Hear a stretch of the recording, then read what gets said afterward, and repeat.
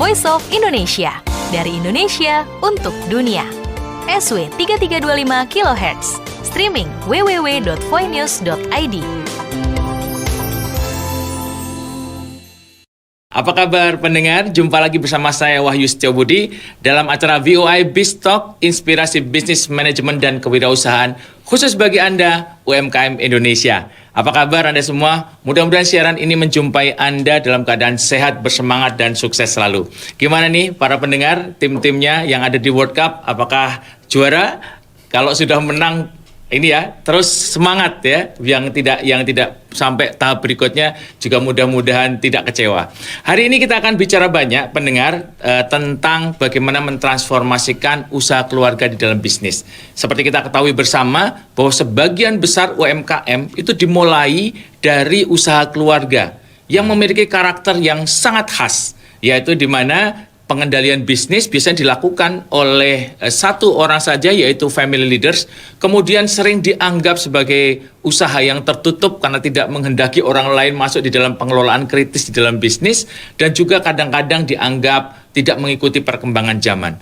Apakah benar demikian? Hari ini kita akan kupas tuntas bersama tamu kita, yaitu Bapak Muhammad Faisal, Vice President dari Abadi Cemerlang. Tepuk tangan yang meriah kita berikan pada Pak Faisal. Terima kasih hari ini sudah bisa hadir di sini. Ya. Terima kasih Pak. Oke, nanti kita akan kenalan lebih lanjut dengan Pak Faisal. Yang pertama kali mungkin sebelum kita lanjutkan ya diskusi kita Pak Faisal ya. Mungkin para pendengar ini pengen tahu nih ya, sebenarnya Abadi Cemerlang itu perusahaan seperti apa dan bagaimana pertama kali didirikan. Silakan Pak Faisal.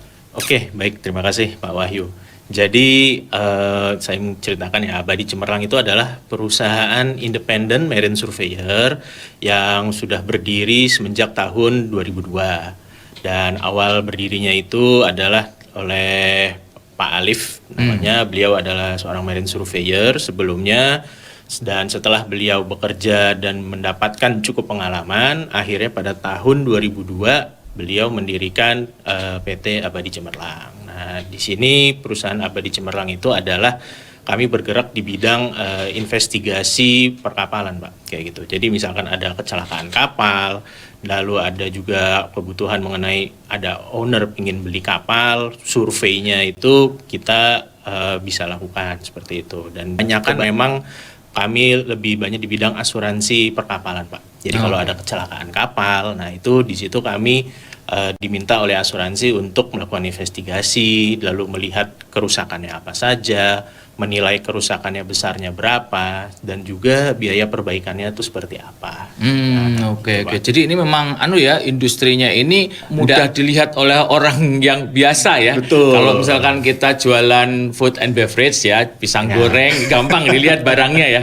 Terus kemudian kita jualan kaos gitu kan gampang dilihat barangnya. Betul, wah ini Pak. barangnya jasanya itu nggak kelihatan gitu ya. Iya. Bahkan kadang-kadang dari depan juga kita ngelihat kapal ya biasa aja, tapi di belakang kapal itu ada proses bisnis yang luar biasa ya.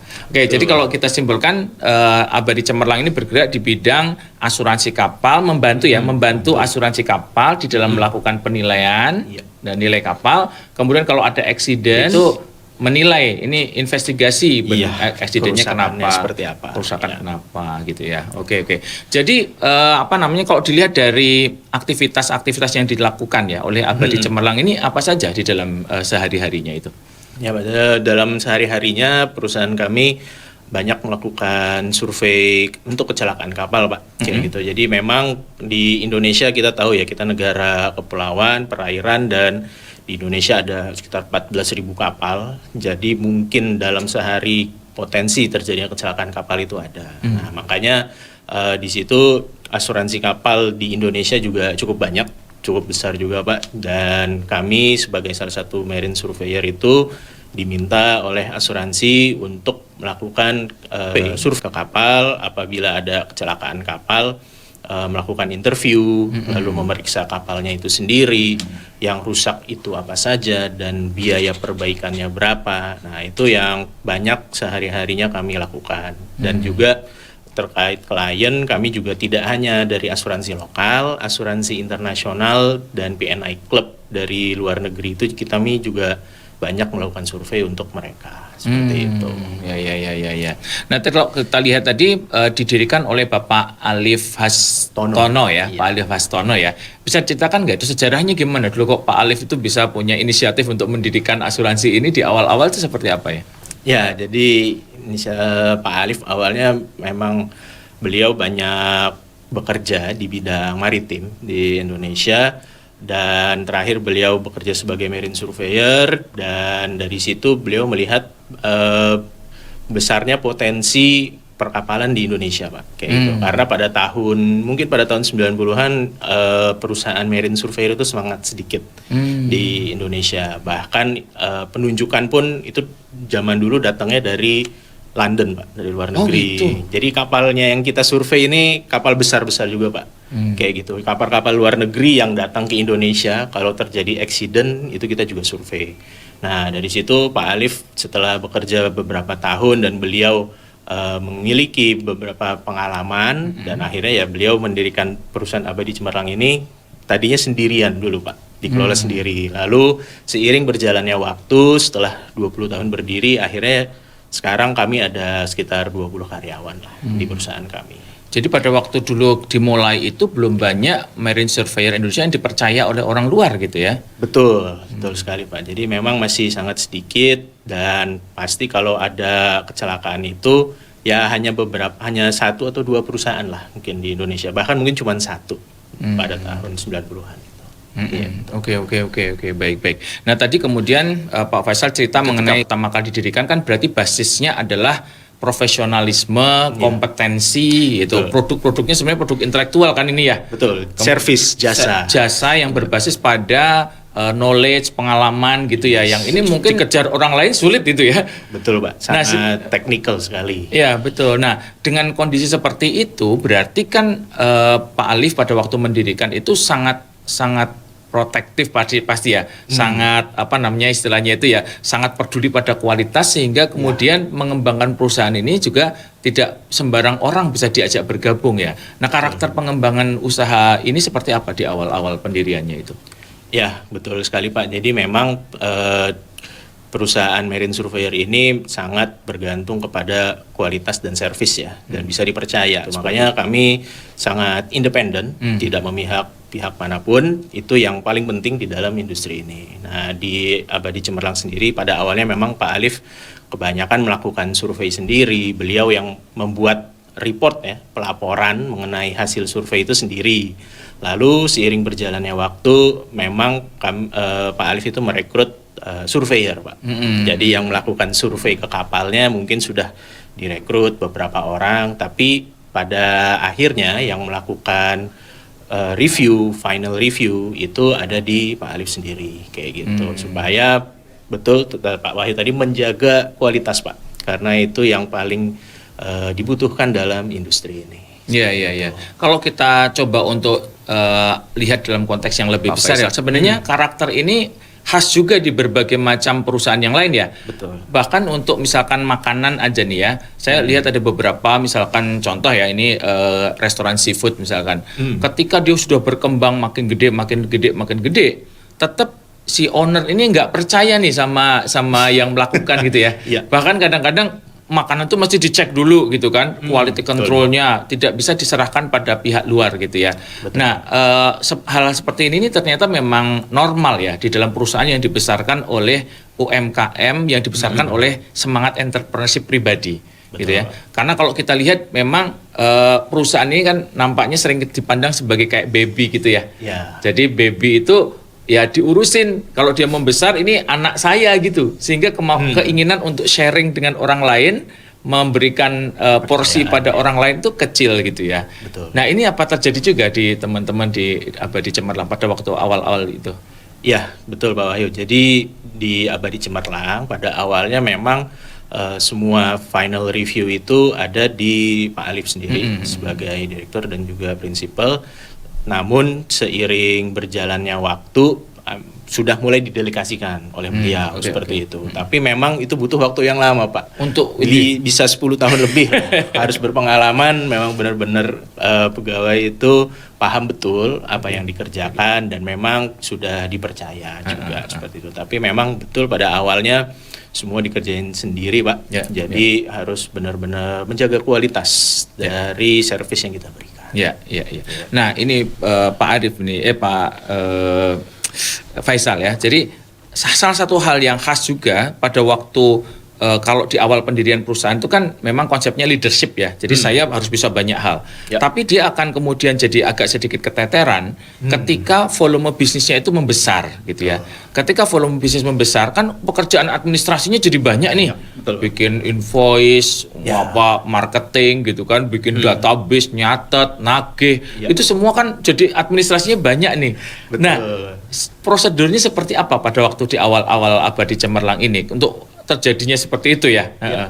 Baik, Pak. Jadi betul, Pak, yang Bapak sampaikan. Memang dalam pembuatan usaha itu pada awalnya pasti biasanya kita mengejar pendapatan dulu, Pak, kayak gitu. Mengasalah administrasi sambil jalan aja deh, kayak gimana gitu ya. Dan memang pada awalnya kalau masih sedikit mungkin masih bisa terhandle, Pak.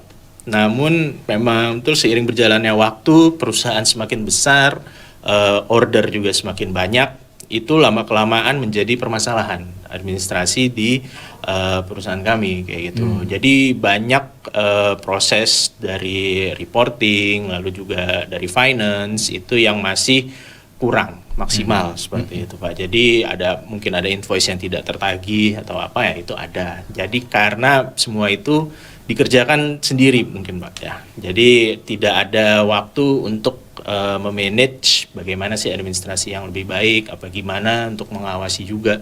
Karena di awal perusahaan berdiri pasti harus tetap mengejar produksi ya, Pak. Jadi sibuk di operasional sehingga permasalahan administratif itu menjadi makin lama makin besar. Gitu. Wah, menarik sekali nih pembicaraan kita dengan di sesi 1 ini ya. Jadi pendengar, kita tadi sudah ceritakan bahwa ada karakter khas dari bisnis yang dibesarkan oleh perorangan, oleh family, itu adalah terjadinya tumpukan administrasi, organisasi tuntutannya makin membesar. Prosedur yang harus kemudian ditata ketika volume bisnis itu makin lama makin besar. Voice of Indonesia, dari Indonesia untuk dunia. SW 3325 kHz, streaming www.voinews.id. Jumpa lagi bersama VOI Biztalk, inspirasi bisnis, manajemen, dan kewirausahaan khusus bagi Anda UMKM Indonesia. Kita masih bersama Bapak Muhammad Faisal, Vice President dari Abadi Cemerlang. Tadi kita udah bicara banyak tentang sejarah ya, tentang sejarah bagaimana Abadi Cemerlang ini berdiri. Dulunya diinisiasi oleh Bapak Alif, kemudian dalam perjalanannya berkembang makin lama makin besar, makin lama makin besar. Nah, para pendengar, ini kita perkenalkan bahwa Bapak Alif itu sebenarnya adalah ayah dari Pak Faisal, gitu ya. Nah, ini jadi menarik pembahasannya ketika tadi kita sampaikan. Jadi Pak Faisal ini ketika memutuskan untuk masuk ke dalam Abadi, itu adalah sebenarnya memutuskan untuk bergabung bersama bisnis yang sudah dibesarkan oleh keluarga. Nah, Pak Faisal, begini ya. Ini kita mengenal Pak Faisal ini sebagai pribadi yang pada waktu berkuliah itu sangat berprestasi, gitu ya. Banyak penghargaan yang didapat, aktivitasnya juga banyak. Biasanya mahasiswa itu kalau kemudian suruh milih akan berbisnis, itu biasanya nggak milih bisnis sama orang tuanya nih. Ya, kenapa? Karena satu, biasanya bisnis orang tua itu dianggap kolot gitu kan. Wah, bisnisnya ayah gitu, ini so last year gitu lah. Bisnisnya orang udah senior gitu kan. Satu itu. Terus yang kedua, ada yang mengatakan saya harus mengejar passion sendiri gitu ya, membuka usaha sendiri yang berbeda dengan orang tua, menunjukkan bahwa saya ini bisa gitu ya. Ini ada yang begitu juga. Terus ada yang ketiga, ada yang punya prinsip lebih baik bangun rumah baru daripada memperbaiki rumah yang rusak gitu kan. Nah, jadi saya mendingan bikin bisnis baru yang benar-benar baru daripada saya harus membenarkan atau merestorasi ya bisnis yang sudah jalan. Nah, saya tertarik nih Pak Faisal. Bagaimana Pak Faisal itu memutuskan untuk masuk ke dalam bisnis yang sudah dikelola oleh orang tuanya? Nah, gitu. Baik, Pak Wahyu, terima kasih. Jadi betul Pak yang Bapak ceritakan itu. Memang pada awal mulanya saya banyak ikut entrepreneurship dan lain-lain, bahkan menang Technopreneurship Pemuda Kemenristek juga. Tapi pada saat itu masih muda, jadi kita euforia buat usaha sendiri itu tinggi Pak ya. Jadi bahkan awal mulanya saya tidak ada niatan untuk melanjutkan usaha keluarga seperti itu Pak. Oh, sempat ada berpikir gitu juga? Betul. Oke. Jadi awalnya saya bikin usaha sendiri namanya Juragan Kapal, bikin kapal juga skala kecil. Namun seiring berjalannya waktu saya juga mengambil S2 di PPM. Di situ saya belajar mengenai manajerial, bisnis, dan ternyata cukup menarik untuk menjadi seorang profesional ya Pak di perusahaan. Dan dari situ saya mulai bekerja di perusahaan broker asuransi juga di bidang perkapalan itu, supaya tahu perspektif dari perusahaan keluarga saya ini seperti apa sih kalau dari perspektifnya broker dari industri lain Pak. Nah dari situ saya melihat kayaknya Abadi Cemerlang ini cukup berpotensi untuk dikembangkan, sehingga setelah setahun saya bekerja di perusahaan broker itu, saya akhirnya memutuskan untuk bergabung di Abadi Cemerlang. Kayak gitu, dengan tujuan ingin mengembangkan perusahaan Abadi Cemerlang ini supaya bisa lebih banyak dikenal di industri asuransi kapal di Indonesia dan juga di luar negeri. Seperti itu Pak.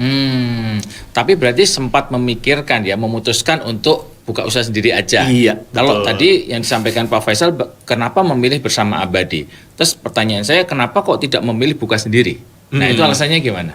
Ya, kalau itu alasan saya karena pada saat saya menjalankan usaha saya sendiri, ternyata itu membutuhkan tenaga dan juga pengalaman yang banyak Pak, kayak gitu. Di situ saya melihat saya masih sangat minim pengalaman, sehingga kedepannya apabila ingin membuka usaha sendiri, tentunya pasti akan membutuhkan waktu yang lama Pak. Nah di sisi lain saya juga mencoba untuk melihat perusahaan keluarga saya ini dan mempelajari Pak, kayak gitu. Perusahaan Abadi Cemerlang ini sebenarnya perusahaan apa sih, kayak gitu, di bidang apa, potensinya seperti apa. Nah dari situ setelah saya pelajari, akhirnya saya memutuskan untuk pindah ke Abadi Cemerlang karena menurut saya kedepannya potensi perusahaan ini masih bisa dikembangkan dan juga peluangnya masih besar lah di industri asuransi perkapalan. Ya. Jadi tadi kalau dilihat dari perjalanan profesional dan kreativitasnya Pak Faisal ini sebenarnya banyak ya, udah pernah bikin kapal ya. Iya. Jadi kalau teman-teman ke UI nih, para pendengar ke UI sudah ada kapal ya dulu ya. Ya, dulu pernah ikut bikin kapal yang ada di Danau UI juga Pak, pada saat zaman saya kuliah. Jadi maksudnya sebenarnya pilihannya sebenarnya banyak ya, selain dari di asuransi perkapalan ini, apalagi yang sebenarnya bisa dilakukan Pak Faisal, potensi yang lain selain dari memproduksi kapal gitu ya. Ya, mungkin kalau potensi yang lain kebanyakan mungkin kita bisa menjadi naval arsitek Pak. Biasanya punya bekerja. juga kemampuan naval arsitek. Ya, jadi di bidang saya kuliah S1 Teknik Perkapalan UI itu kami diajarkan juga cara merancang kapal kayak gitu. Jadi benar-benar bisa kerja di galangan kapal buat menggambar dan memproduksi sebuah kapal, itu juga bisa kayak gitu. Jadi banyaklah skill-skill yang sebenarnya bisa saya tekuni, tapi akhirnya saya memutuskan terjun di dunia profesional ini, khususnya di bidang marine surveyor. Ya. Jadi ini menarik ya para pendengar ya. Jadi sebenarnya pada waktu Pak Faisal ini memutuskan untuk bergabung dengan Abadi, sebenarnya sekian banyak peluang yang lain sebenarnya. Jadi ketika memutuskan itu secara sadar memang masuk kepada bisnis keluarga yang sudah dibangun sebelumnya, sudah punya awalan lah kira-kira gitu ya, sehingga tidak mulai dari nol lagi, dan kemudian akan menjalankan dan punya visi pengembangan di masa depan, kira-kira gitu ya. Nah, jadi setelah dipikirkan dan ditimbang masak-masak gitu ya. Iya. Nah ini yang jadi menarik nih Pak Faisal. Jadi pada waktu masuk ke Abadi itu, kondisi seperti apa yang dihadapi oleh Pak Faisal pada waktu masuk pertama kali itu? Oke, baik Pak. Jadi pada saat saya pertama kali join di Abadi Cemerlang, di situ saya melihat adanya kekurangan di bidang ini SOP, peraturan kerja. Tahun berapa berarti ya ini? Tahun 2016 saya 16 join ya? di Abadi. Jadi tahun 2016 saya join di Abadi itu saya mulai menganalisa dulu Pak perusahaan itu. Saya tanya ke pegawai yang ada, ini apa aja sih kekurangannya menurut kalian kayak gitu. Jadi saya benar-benar mempelajari dari bawah, tanya ke masing-masing karyawan itu apa aja sih kendala-kendalanya menurut kalian di perusahaan ini kayak gitu. Apa saran atau dari kalian supaya perusahaan ini bisa maju atau berkembang dan memperlancar proses operasional tentunya seperti itu. Nah, di situ pada awal mulanya saya banyak menemukan adanya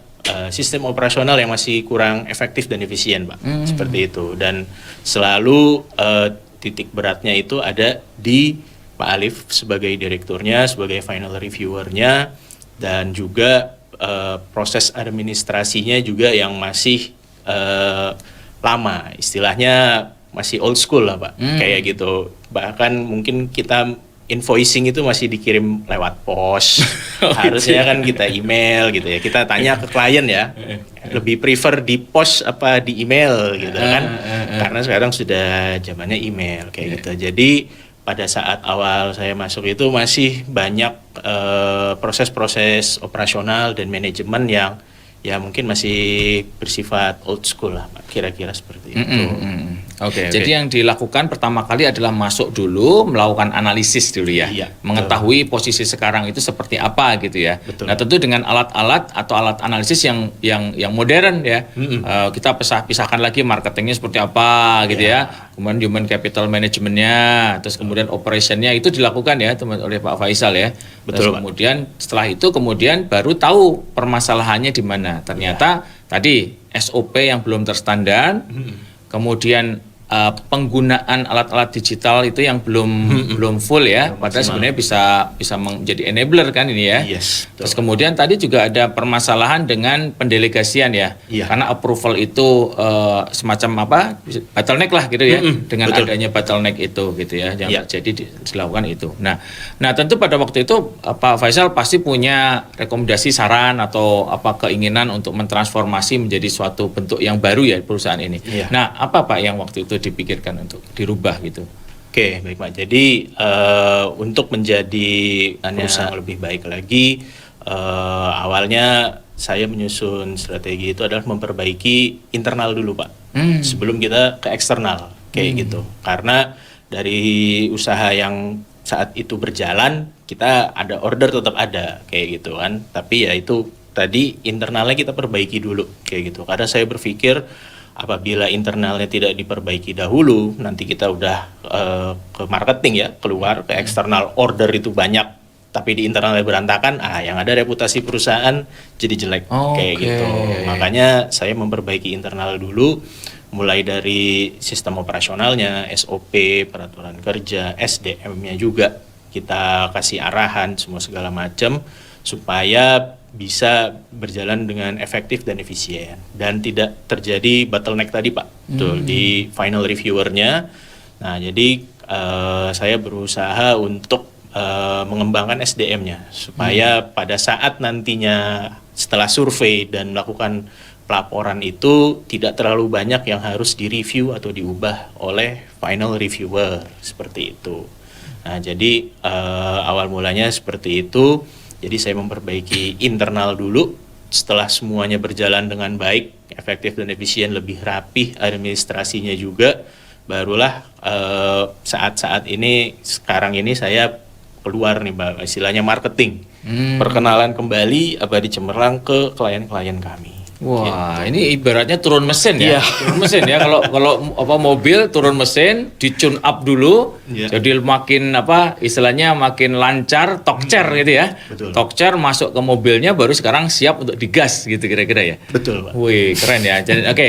Nah, tapi ini menarik nih Pak Faisal. Jadi yang dilakukan tadi adalah pertama membenahi semua sistem operasi ya. Sistem operasi, sistem dokumentasi, administrasi itu dipetanin satu-satu, kemudian dipercepat. Itu salah satu tindakan untuk mentransformasikan ya. Ya. Yang kedua kemudian juga tadi menghilangkan bottleneck sehingga kemudian lebih cepat ya, lebih cepat, lebih agile gitu ya. Sehingga tadi kalau bottleneck itu kan berarti waktunya pasti makin lama gitu ya. Yes. Nah, ini di sumbatan-sumbatan di dalam SOP itu sedikit-sedikit dibuka gitu ya. Iya.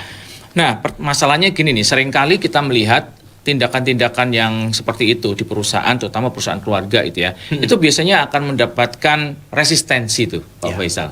Karena begitu kita buka SOP di sana-sini, ada beberapa orang atau pemain-pemain kunci yang ada di situ yang kemudian tadinya lewat sini menjadi posisinya nggak lagi strategis gitu ya, dengan adanya perubahan-perubahan itu. Nah, hambatan-hambatan seperti itu apakah ditemui juga pada waktu melakukannya?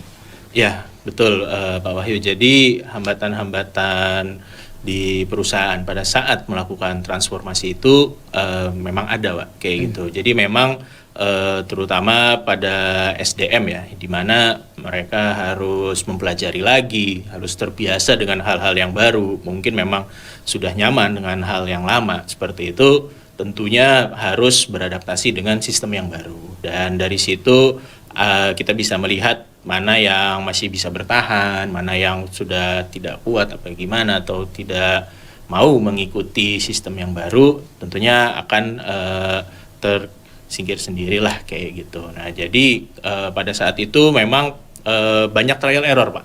Kayak gitu ya, dari SDM, dari sistem operasi, semua segala macam, dan memang saya di sini berfokus pada membuat sistem yang efektif dan efisien kayak gitu. Karena menurut saya di sebuah perusahaan itu apabila sistemnya sudah baik, SDM-nya juga baik, nah itu perusahaannya bisa otomatis jalan sempurna lah, Pak. Tapi kalau sistemnya buruk, SDM-nya baik, itu nggak akan ketemu lah menurut saya kayak gitu. Jadi saya berusaha untuk membuat sistemnya dulu yang baik dan efisien.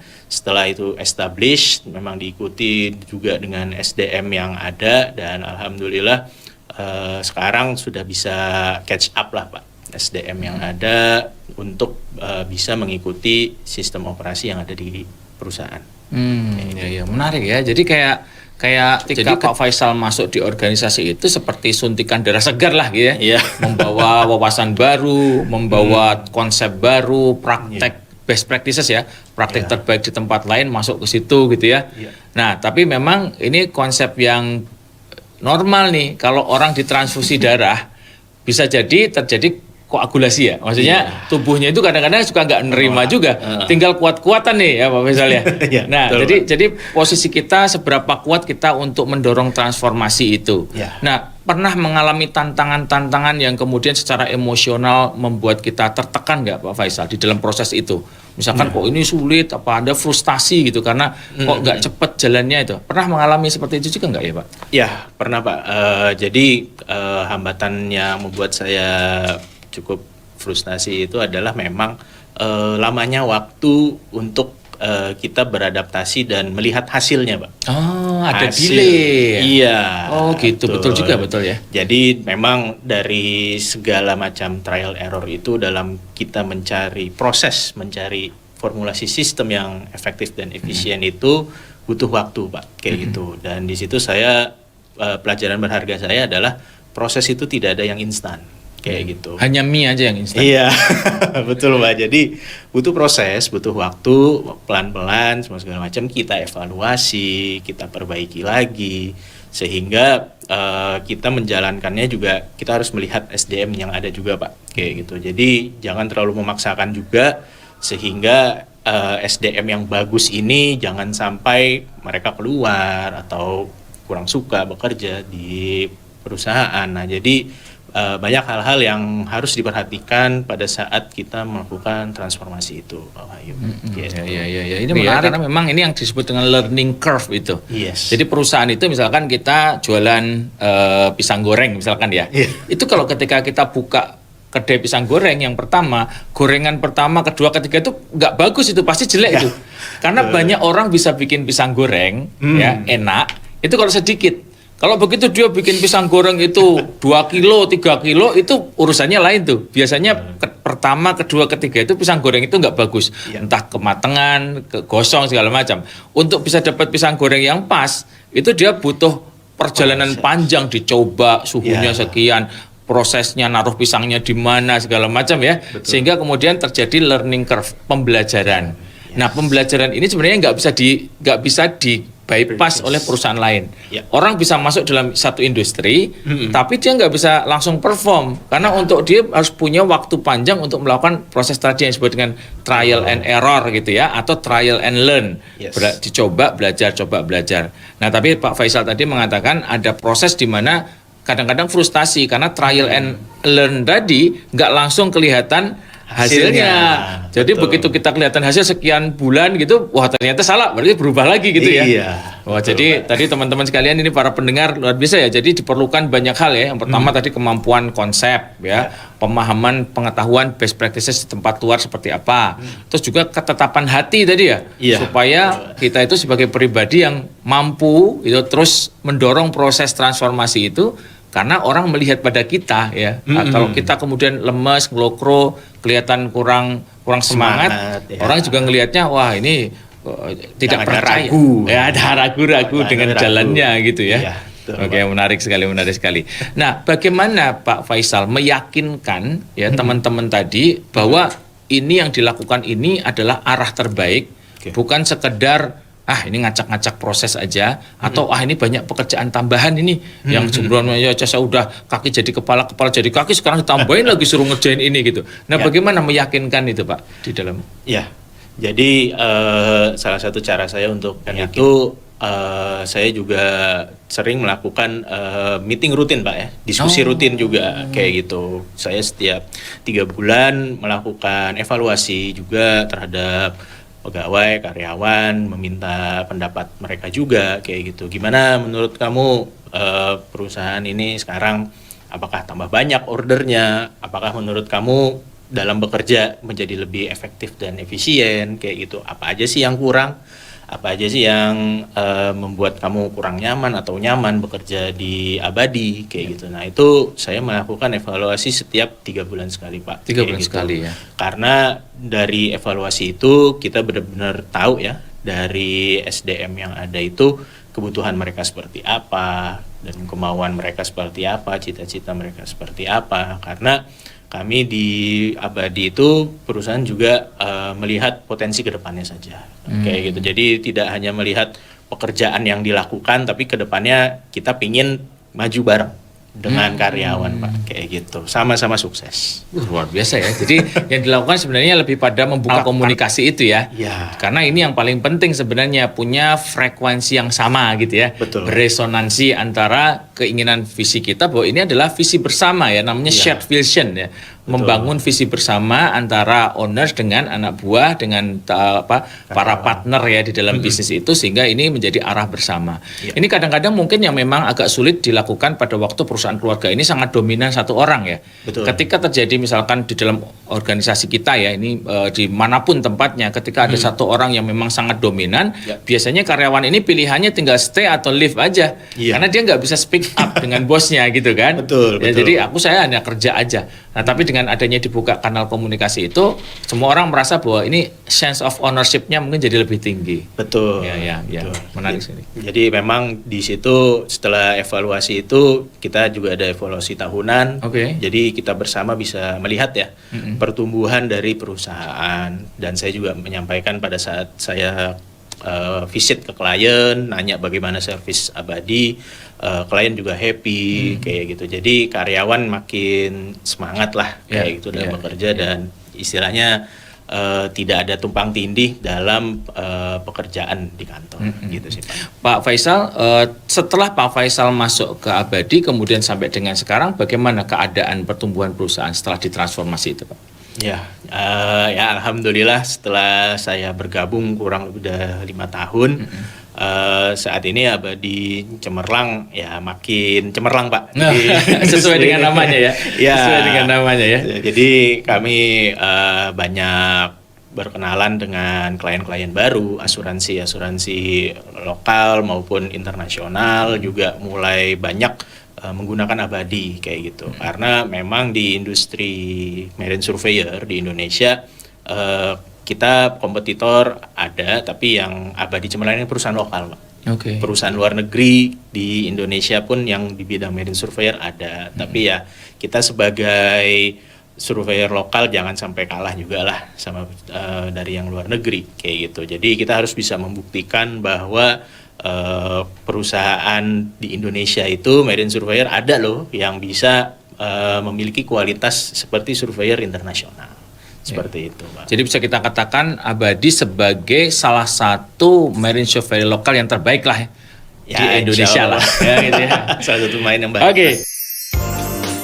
Voice of Indonesia, dari Indonesia untuk dunia.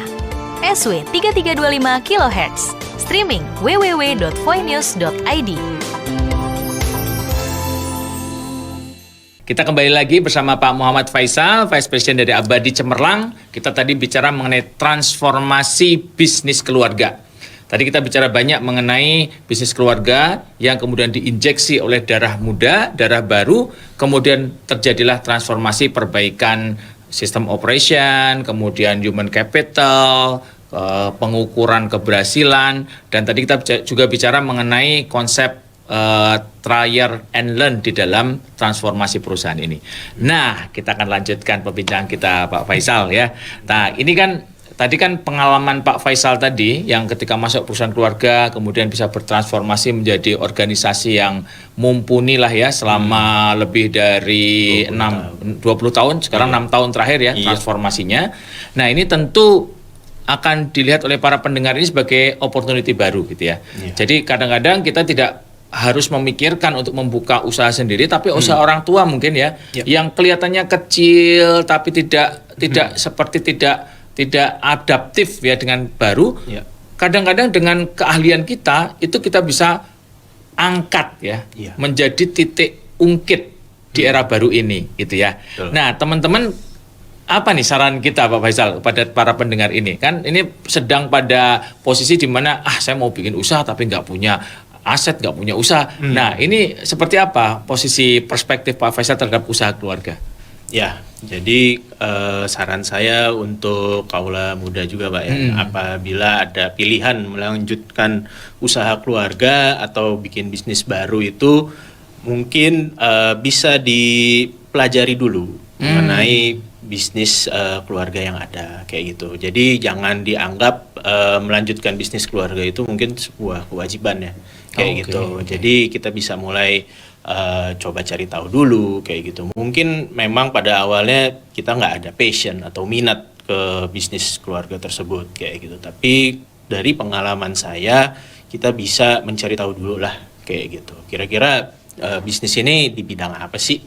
Kira-kira peluangnya seperti apa, hasilnya seperti apa. Nah, dari situ lama-kelamaan kita bisa tumbuh rasa keinginan Pak ya untuk bergabung di bisnis tersebut atau melanjutkan bisnis tersebut.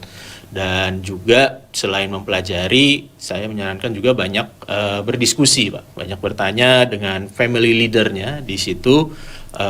Ini seperti apa sih bisnisnya kayak gitu, dari sudut pandang mereka seperti apa kayak gitu, dan dari sudut pandang kita seperti apa. Dari situ kita bisa diskusi, memberikan saran, masukan gimana sih cara mengelola bisnisnya ke depannya menurut family leader ini, baiknya seperti apa, pendapat kita seperti apa kayak gitu sih Pak. Jadi banyak komunikasi dan diskusi Pak. Seperti itu.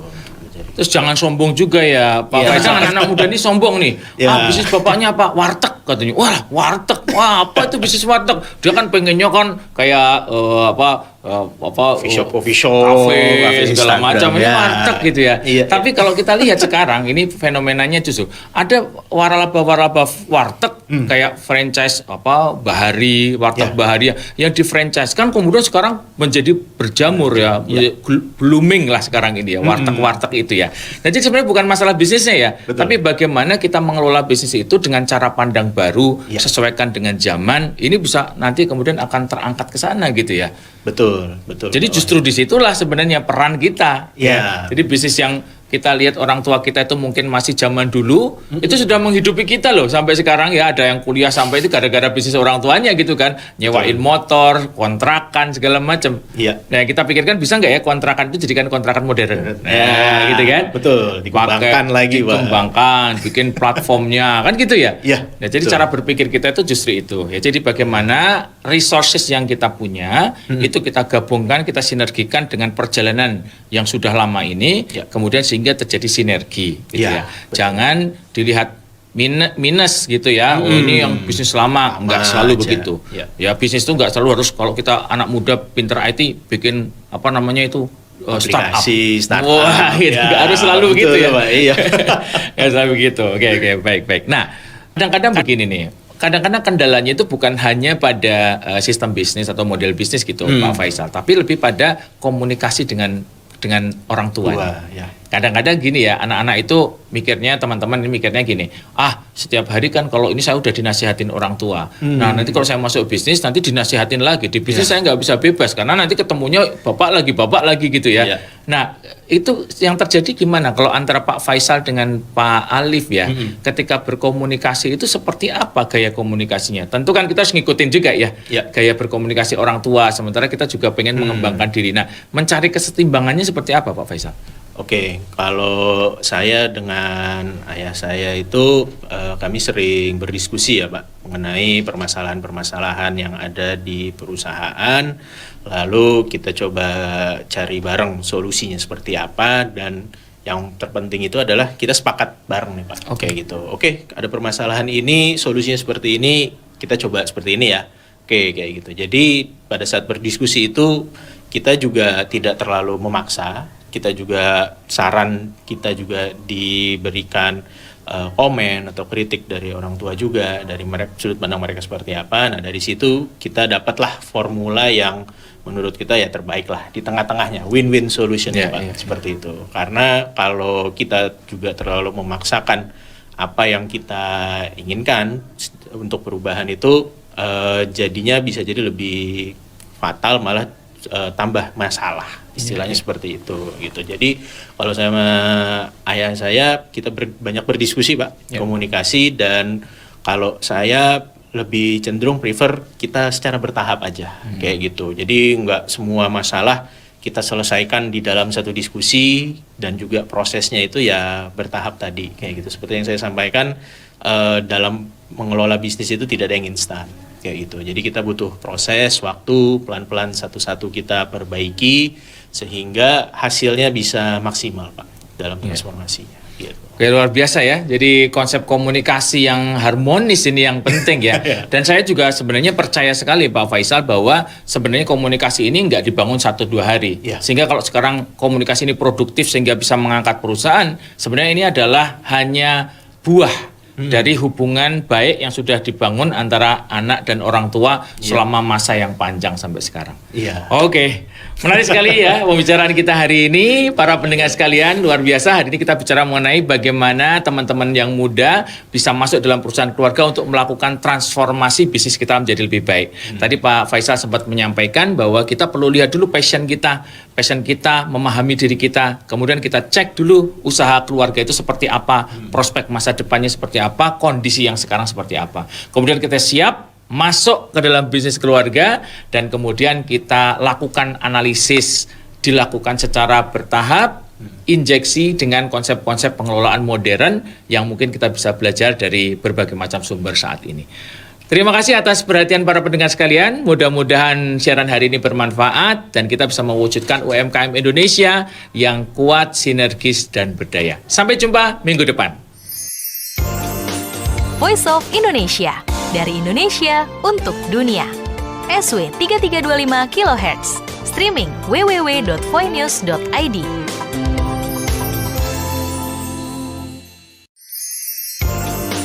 Voice of Indonesia, dari Indonesia untuk dunia. SW 3325 kHz, streaming www.voinews.id.